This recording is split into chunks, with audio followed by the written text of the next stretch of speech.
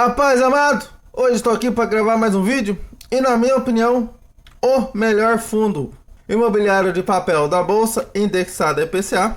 E na sua opinião, deixa aí nos comentários. Mas vamos falar hoje do AFHI11, fundo imobiliário de papel indexado predominantemente a IPCA. Vamos ver seu relatório gerencial referente a junho, suas principais informações na Word e no final eu trago a minha opinião. Então, sem mais delongas, vamos para o vídeo.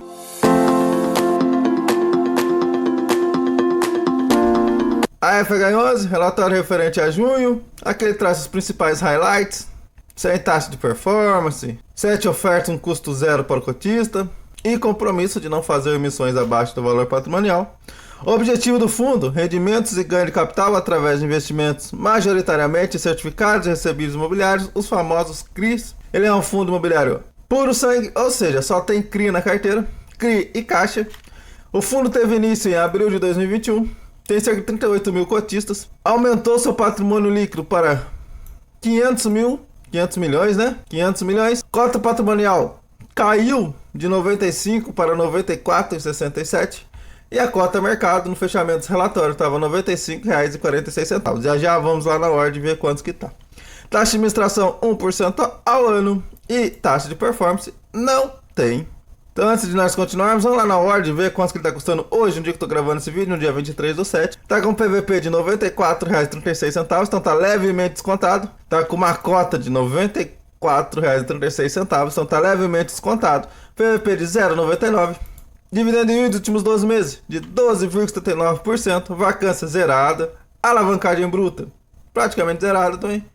Liquidez média diária, cerca de 661 mil reais por dia. Lembrando que a Word leva em consideração os últimos 2 meses, a média dos últimos 2 meses. Fundo de volatilidade dos últimos 12 meses de 5,87%, ou seja, sua cota não tem muita variação. Sua variação percentual está positiva em quase 10%. Sua cotação mínima dos últimos 12 meses foi de R$ 85,00 e sua máxima de R$ 97,40, então está mais perto da máxima do que da mínima. Aqui, segundo o método de Gordon ajustado, vamos mudar para o IPCA de curto prazo. Pelo preço teto de Gordon, ele poderia estar custando até R$ 137,00. Então tem uma margem de segurança de 45%. Lembrando que eu não gosto muito de usar o método Gordon ajustado, mas se você for levá-lo em consideração, não leve apenas ele, mas leve questão de qualidade, gestora, tamanho do fundo. Sua carteira, cerca de 93% em CRI e quase 6,5% em caixa. Isso daqui é porque ele acabou de terminar a sua 8ª emissão de cotas, então ele está alocando esse dinheiro ainda. Valor da cota patrimonial, nós podemos ver que ainda está desatualizado no Word, está constando 95,33, só que ela caiu.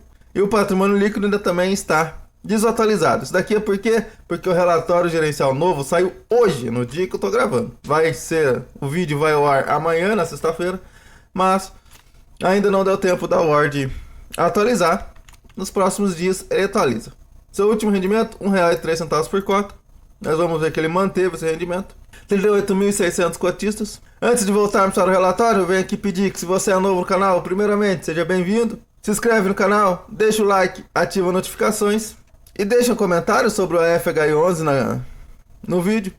Se na sua visão é o melhor fundo de papel da bolsa ou se tem algum outro. Se tiver, deixa aí nos comentários também. Então voltamos para o relatório. Aqui está a newsletter do fundo, contato da FHI. O vídeo relatório que eles fazem no YouTube, o último vídeo dele foi o relatório gerencial de março e abril. Aqui ele traz a 8ª emissão de cotas. Então ele teve um total de montante de novas cotas de 499 mil cotas a mais nessa emissão. Ele teve um total de 36 milhões em novas alocações após a liquidação da 8ª emissão. E esse foi os CRIs que ele investiu. Maioria das suas taxas acima de 9%, ou seja, nós vamos ver que acima da taxa média do fundo. E o seu patrimônio líquido foi para 500 milhões. Então o fundo vem crescendo, de pouquinho em pouquinho, mas vem crescendo. Ele tem um resultado total acumulado de 91 centavos por cota. Desses, 41 centavos é resultado acumulado, ele pode distribuir a hora que ele quiser. E 50% e 50 centavos é de inflação acruada, ou seja, os seus CRIs que ele tem na carteira valorizaram. Mas, para ele poder distribuir essa valorização, ele teria que vender esses CRIs. Então ele teve o resultado no mês de 1,9 e pagou 1,3. Sua reserva acumulada saiu de 34 centavos em maio para 41 centavos em junho.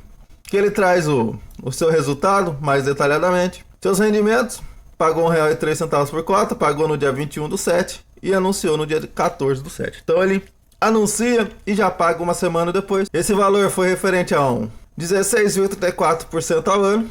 Quem traz suas movimentações, vou destacar aqui o CRI Bem Brasil, mas lá para baixo ele vai trazer todas as movimentações do mês. Aí vou ver por lá que é mais fácil. No dia 17/6 e no dia 3/7, o fundo adquiriu no mercado secundário um volume total de 12 milhões referente ao CRI Bem Brasil. Esse CRI Bem Brasil já tinha ele na carteira, então ele aumentou sua exposição. A taxa ponderada de IPCA mais 9,59 referente ao ano foi referente a essa aquisição. Então ele já tinha uma parte, cerca de 7 milhões em carteira, comprou mais 12 e depois no dia 6/7 ele vendeu toda a sua posição, cerca de 19 milhões, a taxa de IPCA mais 9% ao ano, gerando ganho decorrente do fechamento do spread entre o preço de aquisição e o preço de venda. Então ele teve ganho de capital com essa venda, ele aumentou a exposição e depois vendeu tudo a sua exposição. Então ele não tem mais esse CRI Bem Brasil na carteira. Ele traz suas projeções.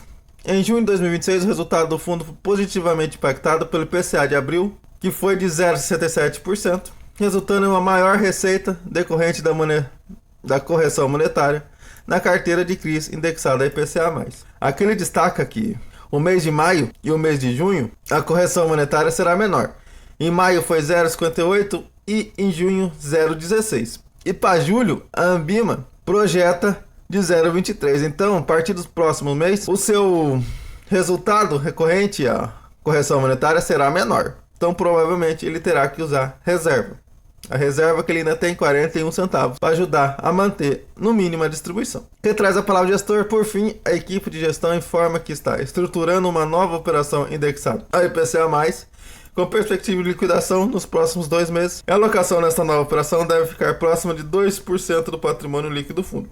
Então ele pretende fazer nos próximos 2 meses uma aquisição de 2% do PL e uma operação nova na carteira. Aqui ele traz a TIR analisada da venda do CRI Bem Brasil. Ele teve uma TIR analisada de 19,24%, então quase 20% de TIR. O prazo foi de 17 meses, então quase um ano e meio. Ele teve uma taxa média de aquisição de IPCA mais 9,87 e vendeu a IPCA mais 9, como nós vimos lá. Essa diferença, que foi o fechamento do spread, que saiu essa TIR de 19%. Como que funciona a marcação a mercado? Ela é inversamente proporcional. Se a taxa aumenta, por exemplo, sai de IPCA mais 9 para IPCA mais 10, o retorno diminui. E a inversa também é verdadeira. Igual aconteceu no fundo, ele comprou a taxa de aquisição de 9,87 e vendeu a taxa de 9. Então, a taxa diminuiu, com isso o rendimento subiu. Aqui a DRE gerencial, ele teve um total de 5,8 milhões com receitas, 419 mil com despesas. Então ele teve um resultado de 5,2 milhões, distribuiu 4,9 milhões, então deu um resultado por cota de R$1,09. Ele distribuiu 1,3 e sua reserva saiu de 34 para 40. Saiu de 1,6 milhões para 1,9 milhões, então teve um aumento na reserva de cerca de 300 mil. Ele traz o histórico do fundo, histórico de cotistas, teve um aumento nos seus cotistas, saindo de 38.600 para 38.700. E o histórico da cota patrimonial caiu, 95,33 para 94,67. Aqui ele traz a composição da carteira, que podemos ver que as suas 3 principais posições é o CRI Gare Atacadão, com 5% da carteira, Direcional com 4,11% vem em seguida, e o Mufato com 3,61%. Aqui, na composição da carteira, como em todos os fundos imobiliários de papel, eu te falo que você tem que tomar cuidado para CRIs diferentes para o mesmo devedor. Aqui no AFHI, como em outros, também tem esse. Pode ser um problema? Pode, dependendo do número de exposição da carteira. Só que aqui eu não destaquei, não fiz as contas, porque tem um diferencial no AFHI, que seria, ele já traz essa exposição por devedor. Nós vamos chegar lá e eu vou mostrar para você. Então ele tem um total de 65 CRI e caixa, né? está com cerca de 10% de caixa, quase, devido à sua 8ª emissão de cotas. E aqui ele traz a composição da carteira, distribuição por devedor. Então, se tem um ponto negativo estrutural dos fundos imobiliários de papel, em CRIs para os mesmos devedor, aqui no FHI tem esse ponto negativo, mas tem um ponto positivo, que ele já traz essa informação no próprio relatório. Você não precisa ficar caçando. Se você não entende direito essa parte, você já consegue ter uma direção melhor. Então ele tem só principal devedor, que é direcional, com quase 8% da carteira. Na minha visão, o limite que já liga o sinal de alerta seria uns 10%, então ele está beirando esse limite. Seguido pelo grupo Mateus com 7% e grupo Atacadão com 6%. Então ele tem bastante exposição em supermercados, né? Aqui ele traz o resumo da carteira. E tem cerca de 62% dos seus CRIs indexados a IPCA, com uma taxa de IPCA mais 8,68. Tem 26% dos seus CRIs indexados a CDI, com uma taxa de CDI mais 2,51. E aqui ele traz todas as movimentações no mês. Como podemos ver, todas as suas movimentações foi acima da sua taxa média do fundo, que é 8,68. E a taxa média e os seus CRIs, a menor taxa foi de IPCA mais 9 e a maior de IPCA mais 10,24. Aqui ele fez uma venda, né? Que ele comprou CRI do Bem Brasil e revendeu tudo aqui no final. Aqui ele trouxe a nova aquisição no fundo, o Galeria Bank, cerca de 5 milhões, a taxa de IPCA mais 9,9, então quase 10%. Tipo de risco pulverizado e, na visão da gestora, um CRI High Yield. Levando em consideração as taxas praticadas pela FHI, realmente essa taxa é High Yield. Porque ele traz as garantias da operação, que ele poderia trazer qualquer porcentagem dessa nova operação, né?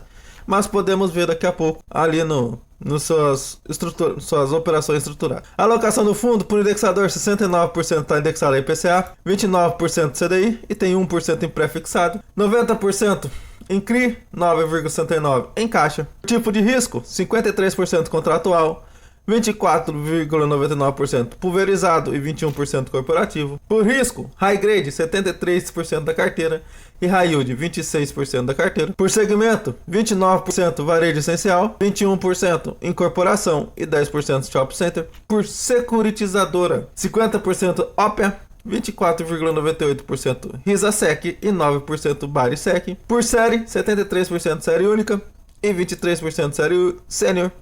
E aqui os resumos das operações. Outro ponto positivo, ele traz os seus CRIs separado, né? Podemos ver aqui que tem por indexado, agrupado pelo devedor, que são os 4 CRIs da direcional. O CRI novo é o Galeria Bank, então vamos procurar ele aqui. Que achei a Galeria Bank, nós podemos ver que ele tem dois CRI, ele tem 2 CRI para o Galeria Bank. O Galeria Bank 6 e o Galeria Bank, tá? O 7 foi a nova emissão, foi a nova compra, né? Cerca de IPCA mais 9,9, pulverizado, e ele é sênior. Aqui ele não traz quanto que ele tem de exposição, mas não é uma das principais exposições da carteira. Aqui ele traz sobre a gestora, a F Invest, seus contatos. E bom, esse foi a análise do relatório do FHI 11 do mês de junho. Na minha opinião, alguns pontos positivos, outros pontos negativos. Principal ponto positivo, os dois principais, aumento no seu tamanho, né? Aumentando o seu PL para R$500 bilhão e a sua venda com uma TIL de quase 20%. Ponto negativo, seu valor patrimonial diminuiu de 95,33 para 94 e pouco.